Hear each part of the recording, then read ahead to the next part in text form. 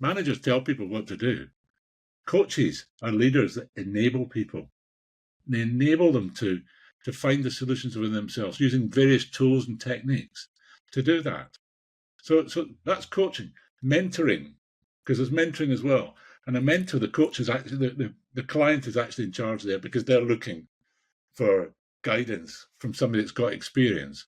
So people get sometimes mixed up with the difference between coaching, mentoring, and that's what it is. Hey, we're here and we're back with Mr. Chris Wilson, who is an excellent co-author with Mr. Pat Mesiti. And something to think about as we start off here is that thoughts without actions are only dreams, and thoughts with actions and the right mindset will release your potential to achieve whatever you desire. And that's what Mr. Chris Wilson believes and lives and has lived and will continue to live. He's the owner, master coach, and principal consultant with Horus Coaching. And Chris has developed particular skills to help people boost their confidence and abilities, enabling them to attain excellent results in their lives, which means careers, money, relationships, physical and mental well-being. And Chris believes that everyone is capable of achieving the life and career they truly desire if they fine-tune their mind for success by changing the way of thinking, which is what Chris is here to help us out to change this thinking, actions, behaviors, and results. So, Mr. Chris, glad to see you. Glad to speak with you. Hey, it's great to be on the call with you, Robert. Yeah, I'm looking forward to our discussion. Me too. And so I did my best to introduce you, to hype you up, but what did I leave out? What's your current focus and passion? Well, my passion is in helping people. I retired several years ago after that long aerospace career, and I developed a passion in the last 20 years because I was coached by an executive coach. I thought it was cookie stuff, having a coach, but I went along with it and it transformed my life. And it made such an impact on me. I changed my management style and I changed it to a coaching style of management. I did that for many years and helped a lot of the high potential and energetic people in the business really expand their careers. It made my life easier as a manager because they were doing great jobs then.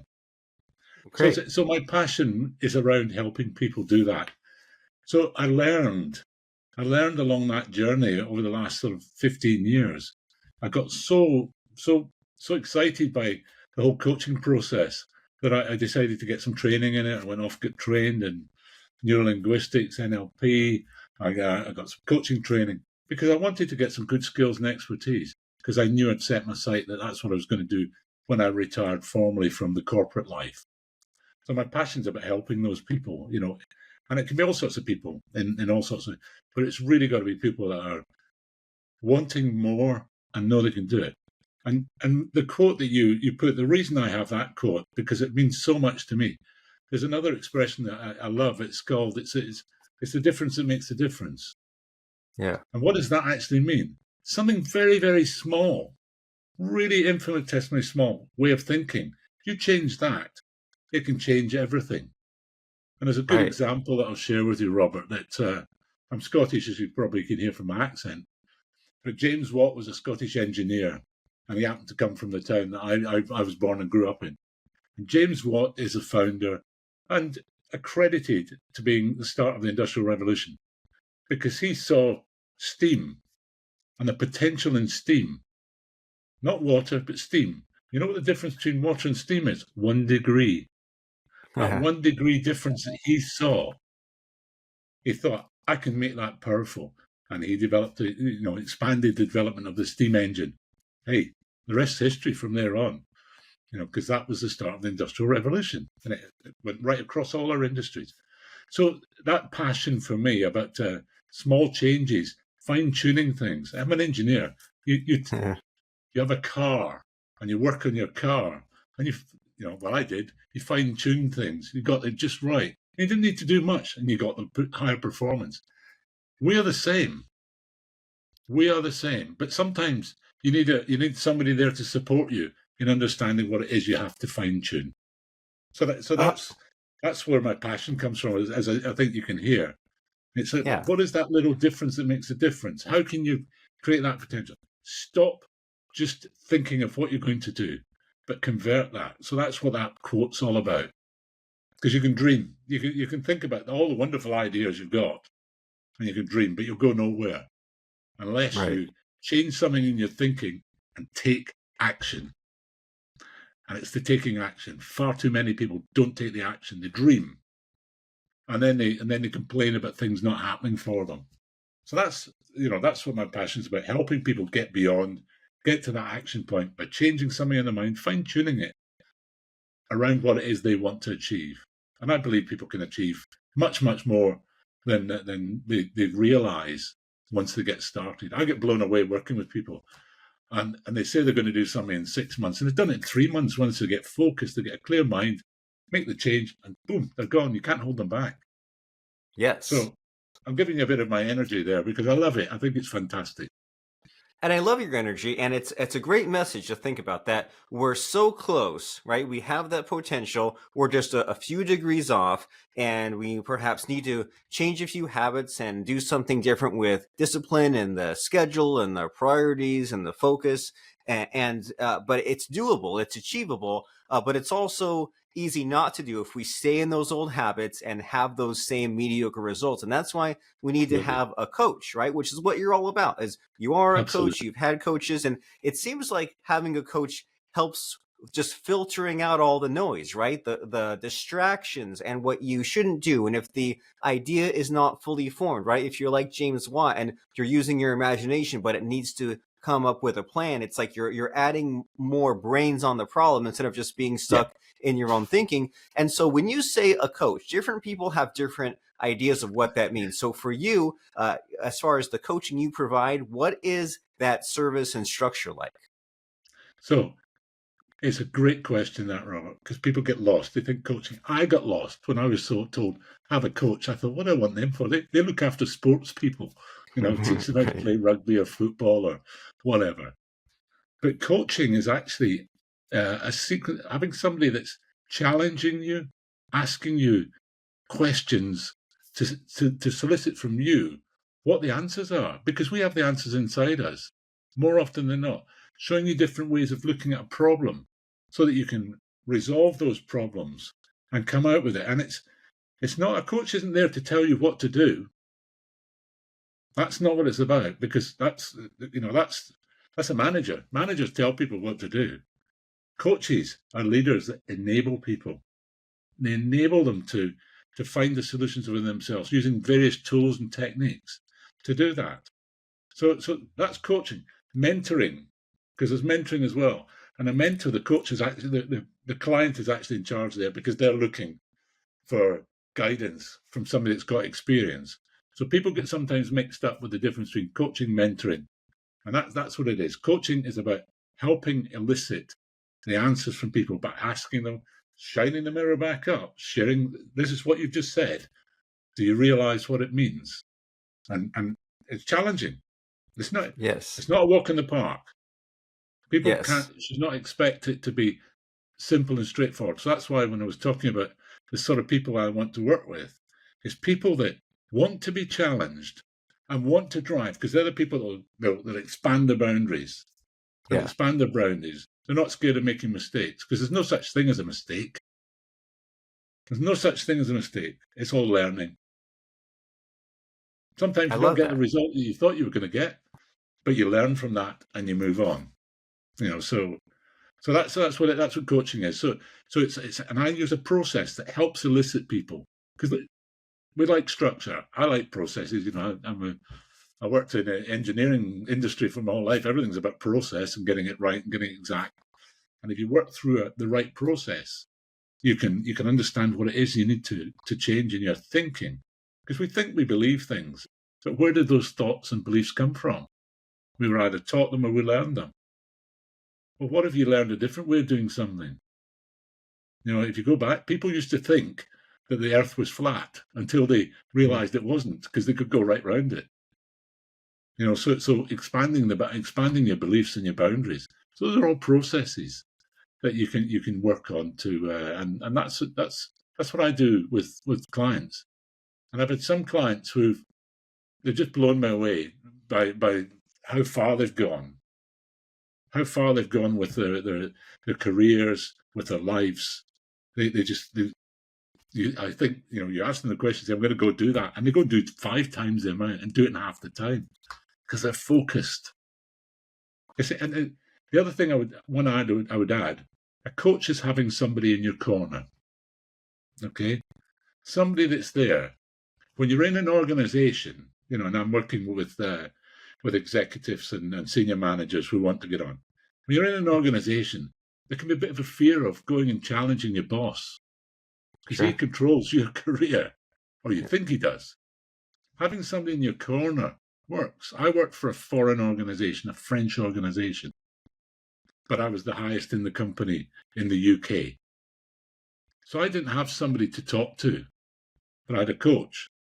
And I could bring ideas. He'd ask me difficult questions. He'd challenge me, say, well, what are you going to do about it? How are you going to fix that? What options have you got? Sounds very simple, but it's challenging. But it's somebody in your corner. Does that make sense, Robert? Yeah. It does. You mentioned a lot of helpful principles here, right? Many powerful ideas here. You mentioned there's the Socratic method of asking someone else questions. That way you're empowering them and not just ordering them. You've mentioned about the scientific method. So that way, if we're stuck in a way of doing things or we kind of just learn some behavior or saying, that might have just happened from random chance, right? From childhood. It might have happened from one day we were in some kind of mood to be persuaded and got stuck. And you use the evidence to bust yourself out of those various feedback loops. And then it seems like that a lot of your own motivation and inspiration comes from this ripple effect, right? Of you helping people and you saying, hey, they came to me, they had some problem, we talked it out. They perhaps needed to be more strategic with their boss or figure out how to solve some project. And they just went for it, right? They just went to the races and achieved some amazing results. And is there a good story that you have that you can unpack in that way of someone that you helped where maybe without you or before you, they couldn't get out of their own way, they were stuck, and with your guidance, they really achieved amazing results? Yeah, one chap, and I mentioned him in my chapter in the book, but I'll mention him again because he sort of blew me away as well. I had a conversation with him, and it was before, not the Christmas, but the Christmas before. And he said, I'm stuck, I'm lost, I'm broke. Christmas is coming. I've just lost my job. I don't know where I am. The industry I was working in is a dying industry because there's AI and all sorts of stuff coming along. I worked in the print industry. So I said, well, let's have a go at this. Let's work at it and let's see what we can do. What do you want to do? He said, I want to get into another business, another industry. So we worked a process through with him. He was really struggling. He was lost. He was worried about how he was going to pay his bills as well. But we worked through all those, the process. And I followed a structured process with him. He's now a director of another company, and he's set. So that's a year. He's got to a new job, new company, director of that company, doing fantastically well. We shared lots of different tools and techniques. He took them on board. He ran with them. He implemented a lot of those things with the people that worked for him as well, and started coaching his staff so that their performance of the business went up. And his feedback in his first year in that business, because he just finished it, was phenomenal. And they're talking about his next step. And he's taken it on board, and he's looking to become a partner in the business. Very nice. So really tangible. And, I'm inspired by that because I thought, well, if you can get your job, you'll be happy. No, he wanted to go for the top. And once he started shooting for it, got clear, changed his mindset because he was in a negative spiral mindset. Right. And we looked for the positives in him. We found those positives and we trapped into them. And then we planned, and he built a plan. And I do a strange way of doing a plan, Robert. I do it backwards. I plan from the point of success. Ooh, that's interesting. What do I mean by that? We're already there. We've done it. How did we do it? And you think, well, how did we do it? Our brain loves how-tos. Yeah. It doesn't like can'ts, because if you say I can't, I won't, I don't. The brain does that. Bum, bum, bum. I can't do it, so I won't do it. So you've got a belief underneath that. Whereas if you've got how-tos, how could you do it? How did we get here? You and I are sitting on the moon, Robert. And I say, how did we get here? We had a rocket, a big rocket with super fuel, a life support system. and a vehicle that will get us back home. Those are the key things. That's your key priorities. Work it back. Yeah. If you do it the other way, the conventional wisdom way, well, we're going to go to the moon. Well, that's difficult. We've got ice atmosphere. All the conventional problems get in the way. Turn the planning round. Plan from the point you've already done it. And you take all the noise out of the way, and then you can build a plan and focus and achieve things much, much faster. Much, much faster than you believe. Don't plan it to death, just the key things. Yes, that's huge. That's life-changing, right? Because you think, okay, there's point A and point B, right? Point A is the present, where you are now, and you're saying that where a lot of people go is they say point A and point B can be anywhere, and then there's too many possibilities, right? There's too many paths. But you're saying, Yeah. hey, you decided on what point B is, and point A is unchanging because it's the present. So now you're just completing the equation, right? And now you have enough of the knowns that we can figure out the unknowns, and then you work backwards. And that's just, it's like you said, it's a simple fine tune, it's a simple tweak, but it makes quite the difference. And so out of all the things that you've seen, right, in the aerospace industry and people you've coached, you figure that there are some people that have it and some people that don't, right? And if they don't have it, perhaps they can learn, but you figure like sometimes people are self-driven, sometimes people are coachable. But what do you think is really needed these days? What's the missing ingredient as far as what people need to become their best selves? I think that it's the thing they need to become is what they want, what's in them. Okay, we've all got it in us, but we put layers in front and facades and systems that protect who we are. So once you become authentic, and authentic's the word, and a coach can help you be authentic, so you can cut straight through that to who you are. And once you become authentic, everything you do is then authentic. Does that make sense? Because yeah, if you BS it, if you put facades up and pretend to be something you're not effective. People don't follow you. People don't work with you to the same extent they do if you're authentic. right. So, I think that's one of the things. I think most people have got authenticity, but they've got layers of stuff that's built up for all sorts of reasons. You just need to unpack that. You just need to unpack that in a process to understand what is it you want, be clear about what the vision is, crystal clear, write it out as if it's already happened. Work out, well, what's limiting me? What are the thoughts that I'm having that are limiting me? Work out what they are and flip them. Because you probably find in that environment, you think you can't do something, but you can actually do something over in this environment. The number of people that I've worked with in my industry who said, I can't do this at work, but actually, I can't do finances, no good at finances. Well, hang on a minute, how do you manage a budget at home? Oh, well, I'm very strict and I've got my spreadsheet and everything. They've actually can do it, but they've created a barrier around the other area. So you find where they're good at things. We can all do everything. When you were born, between the age of 0 and 5, you learned everything. You learned a foreign language. You learned to walk. It's phenomenal, the amount of learning. So we've got all that capability in us. But then we wrap things around it, get in the way, and we lose the authentic. So getting back to the authentic, and that fits with the process. And sorry, I'm going back to the process again, but it's that, what do you want? What's the vision? Make it crystal clear. And really make it clear. Write it out as if it's already happened. Tell your own, and say, how did I get here? Sounds simple when you say it. You've got to work it through. Because when how did I get here? They'll go back to, well, what I did was. No, that's what I'm going to do. No, you're not going to do it. It's not what you're going to do. How did you get here? I did this. I did that. Because your brain's already worked it out. Yeah. we got a supercomputer here that just works stuff out. It knows Yes. when you do this stuff. And when you do it that way, it's clear. So authenticity, I think, is a good word there, Robert. I agree. It is.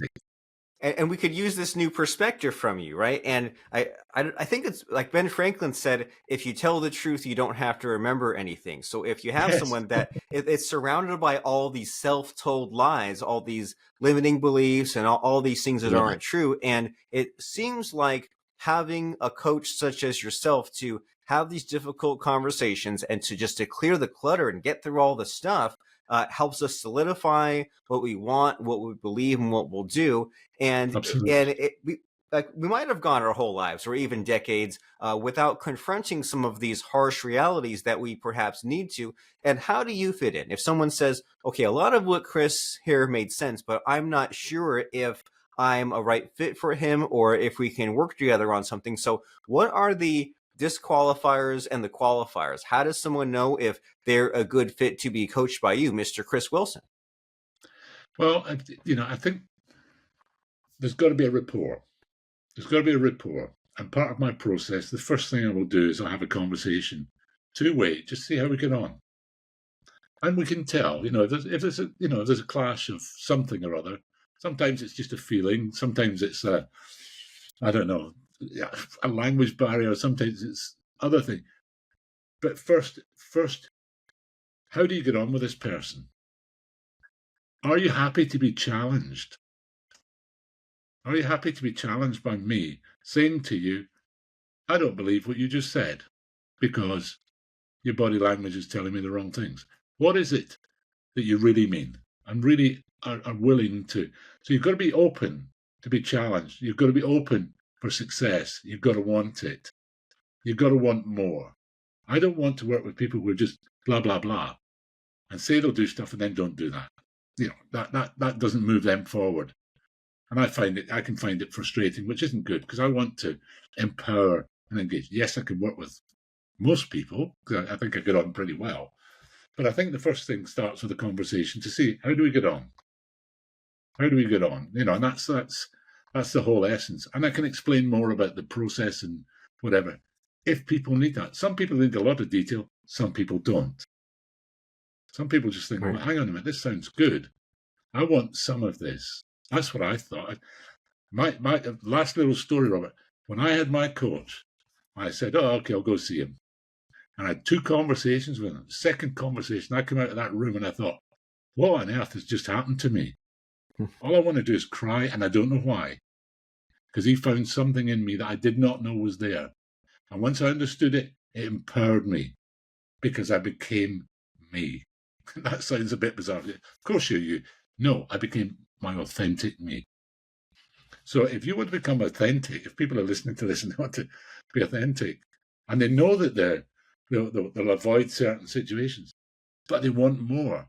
You want to get beyond that, because if you don't take the action, guess what's going to happen? You're going to stay frustrated. You're going to stay where you are. You're going to be dissatisfied. You might accept second best for yourself. And is that the right thing to do, to accept second best for yourself? No. I don't believe so.